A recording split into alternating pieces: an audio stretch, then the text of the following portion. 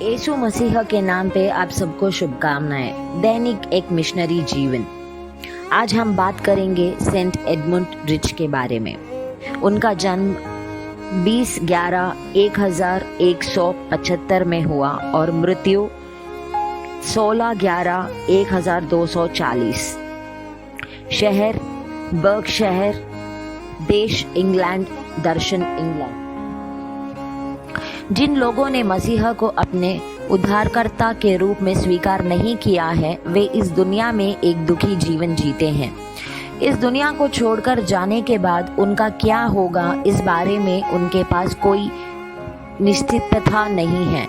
परमेश्वर के द्वारा प्रतिज्ञा की गई मसीहा में अनंत जीवन पर उनका विश्वास नहीं और इसलिए वे हमेशा मृत्यु के भय में रहते हैं।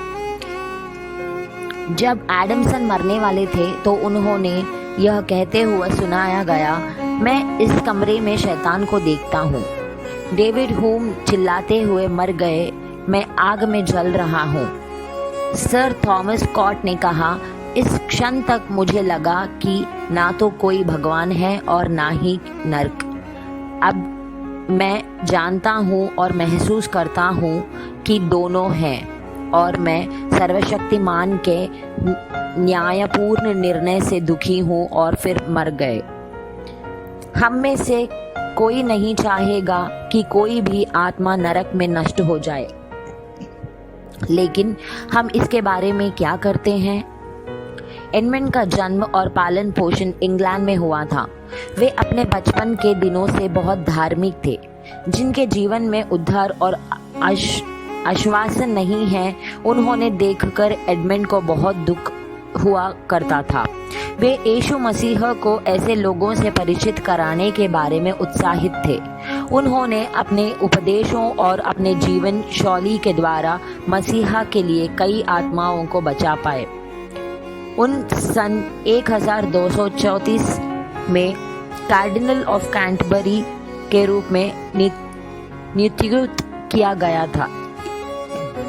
पद संभालन के तुरंत बाद उन्होंने विमानपत्र पूर्वक गरीब और दलित लोगों की सेवा की और उनके जीवन की बेहतरी के लिए प्रयास किया।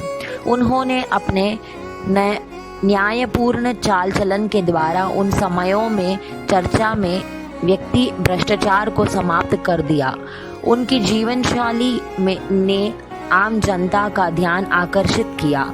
हजार युवकों ने अपने गलत तरीके त्याग दिए और यीशु मसीह को अपनी निजी उद्रिक्तता स्वीकार कर लिए।